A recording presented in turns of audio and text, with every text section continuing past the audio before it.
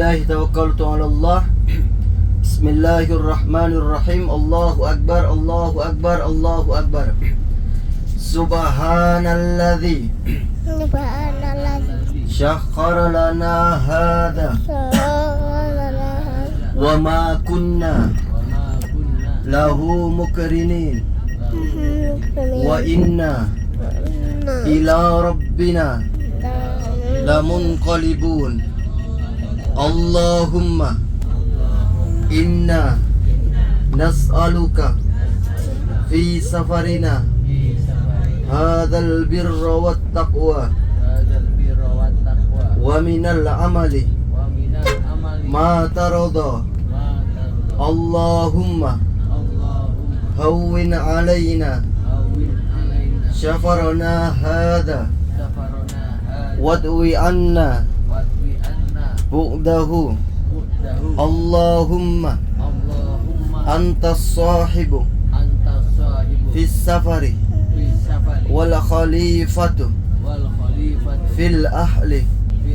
Allahumma inni a'udzu bika min wa'sa'is safari wa kabatil manzari wa su'il munqalab fil mali wal ahli wal walad. Ala hadhihi niyyah wa likul salih al-fatihah. Ini bisa dibuka nggak? Depan. Terus suara mic-nya bisa dilepas. Udah buat. Iya. Yang kalau kayak gini suaranya. Ya. Para Bapak Ibu yang dirahmati Allah Subhanahu wa taala, di depan kita akan melewati Jabal Uhud. Uhud atau Ahad sendiri yang tidak menyatu dengan gunung-gunung yang lain. Di depan kita para Bapak Ibu sekalian, ini adalah Gunung Uhud, saksi bisu bagaimana di tahun 622 Masehi pada tahun ketiga Hijriah pada saat itu terjadi pertempuran antara kaum muslimin dengan kaum kafir Quraisy yang dari Mekah yang dipimpin oleh Abu Sufyan. Kita bisa lihat bersama, inilah Jabal Uhud yang legendaris, yang di dalamnya di situ ada Jabal Rumat atau Jabal Pemanahan. Disitulah ada 70 sahabat Rasulullah serta keluarganya dimakamkan, termasuk amman Nabi yaitu Sayyidina Abbas, Sayyidina Hamzah bin Abdul Muttalib. Sayyidina Hamzah bin Abdul Muttalib dimakamkan di situ karena pertempuran, syahid pada saat itu waktu melawan kaum kafir Quraisy yang berjumlah 1000 lebih. Sementara dari pasukan Rasulullah itu hanya sekitar ratusan. Para Bapak Ibu yang dirahmati Allah Subhanahu wa taala, kita akan melewati dan juga nanti terakhir ini adalah titik yang akan kita kunjungi. Jabdes kita di sini nanti terakhir kita akan naik Jabal Rumat, sekaligus kita akan berziarah ke makamnya syuhada Uhud. Bukan perang Badar, itu adalah perang Uhud.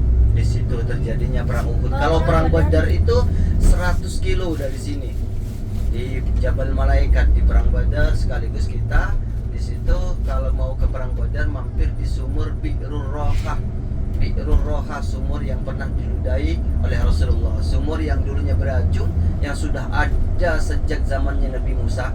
Kemudian pada zamannya Nabi Isa, sumur itu sudah tidak digunakan lagi karena beracun. Nah, pada saat pertempuran Badar, Rasulullah itu dari kota Madinah, dari sini menuju ke lokasi perang Badar itu melewati sumur Bi'rur Rohah tersebut. Kemudian oleh Rasulullah sumur tersebut didoakan, Rasulullah berdoa kemudian diludahi. Maka seketika itu juga sumurnya bisa tawar dan bisa dipergunakan sebagaimana mestinya. Sampai sekarang sumur itu masih ada. Itulah sumur Bi'rur Rohah yang berada di antara kota Madinah dan Badar. Jadi Badar itu lokasinya sekitar 100 kilo dari sini. Perang Badar itu terjadi pada tahun pertama, pada tahun kedua Hijriah itu terjadi perang Badar. Baru 1 tahun kemudian pada tahun 3 Hijriah itu terjadi perang Uhud. Perang Uhud itu adalah lanjutan dari perang Badar, yang mana kaum kafir Quraisy pada saat itu kalah dalam peperangan Badar. 313 melawan 1000. Itu Itu di perang Badar. Kalau di perang Uhud ini 700 melawan 3.000. Jadi pemimpinnya adalah Abu Sufyan. Kalau di perang Badar itu pemimpinnya adalah Abu Jahal. Jadi karena keluarga Hindun dan keluarga Abu Sufyan pada perang Badar itu banyak yang meninggal, maka mereka menyusun kekuatan, menyusun strategi, mengumpulkan semua prajurit orang-orang Mekah yang sama-sama membenci Rasulullah dan membenci Islam untuk membalas dendam. Jadi mereka langsung mau menyerang ke kota Madinah langsung. Kalau pertamanya mereka janjian, yaitu di lokasi Badar. Janjian di lokasi Badar. Nah, kedua mereka sudah tidak mau janjian lagi, tapi ingin menggempur jantung kota dakwah tumbuh kembangnya Islam, yaitu di Madinah. Dan Rasulullah tidak mau terjadi pertumpahan atau peperangan di dalam kota Madinah. Maka Rasulullah itu menghadang mereka, kaum kafir Quraisy yang dipimpin oleh Abu Sufyan itu di luar kota Madinah, yakni pintu kota Madinah. Pada saat itu pintu kota Madinah adalah Uhud. Maka Rasulullah dan para sahabat yang berjumlah 700 pada saat itu menghalau serta menghadang orang pasukan yang dipimpin oleh Abu Sufyan yang dari Mekah itu. Maka terjadilah pertempuran pada hari Sabtu tahun ketiga Hijriah 625 Hijriah hingga 25 Masehi. Itu terjadi pertempuran di situ. Singkat cerita, kaum kafir pada saat itu lari. Banyak korban berjatuhan di antara pihak kaum muslimin itu 70 sahabat Rasulullah, termasuk amman Nabi, paman yang paling disayangi oleh Nabi Muhammad, yaitu Sayyidina Hamzah yang terkenal dengan Asyadullah wa asyadu Rasulullah, macannya Allah, macannya Rasulullah, yang tak pernah gentar membela dakwah yang disampaikan oleh Nabi Muhammad, serta pelindung satu-satunya pada saat itu karena Abdul Muthalib dan Abu Thalib sudah wafat dahulu di Mekah. Maka Rasulullah, kerabat satu-satunya yang paling diandalkan pada saat itu adalah Sayyidina Hamzah. Para bapak ibu yang dirahmati Allah Subhanahu wa taala, rute pertama yang akan kita kunjungi adalah Masjid Quba. Sekali lagi, Masjid Quba, sebuah masjid, sebuah tempat peribadatan yang dibangun setelah Rasulullah nyampe di Madinah. Artinya Rasulullah sampai di kota Madinah ini, bapak ibu sekalian, tidak langsung membangun Masjid Nabawi. Rasulullah itu mampir di perkampungan Quba di Bani Amir. Jadi mampir di salah satu rumah. Pada saat itu sahabat Utsman mampir di salah satu rumah. Kemudian Rasulullah langsung menunjuk salah satu sumur yang sampai saat ini ada. Lokasinya dekat dengan Masjid Quba, namanya Sumur Arzak. Cuman ditutup, sumurnya ditutup, airnya dialirkan, dibuat kolam. Itu sekitar 200 meter, 150 meter lebih 2 cm mungkin dari Masjid Quba.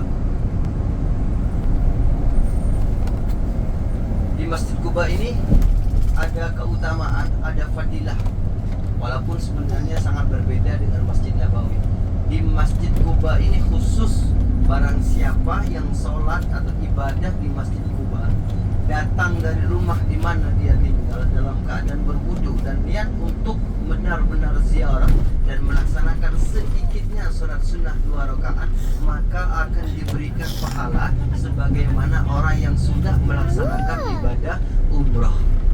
Jadi kalau kita ke Masjid Quba kemudian beribadah melaksanakan sholat sunnah 2 rakaat saja, imma itu tahiyatul masjid, imma itu sholat duha, imma itu sholat taubah, maka akan mendapatkan pahala dan dicatat orang tersebut sudah melaksanakan ibadah umrah. Itulah keistimewaan orang sholat di Masjid Quba.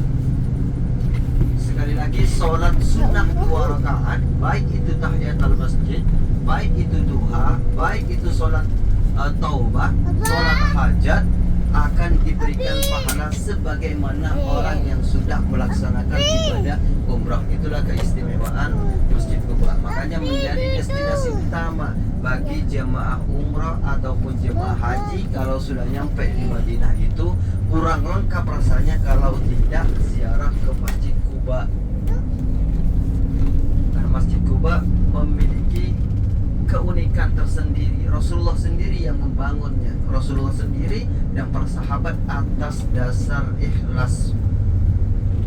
Jadi Sayyidina Abu Bakar ketika sudah sampai di Madinah, Sayyidina Abu Bakar, Abdullah bin Uraiki itu tidak langsung ke Madinah, tidak langsung ke Masjid Nabawi. Beliau itu mampir di perkampungan Quba dulu, disambut di perkampungan Quba oleh para sahabat, orang-orang Ansor pada saat itu.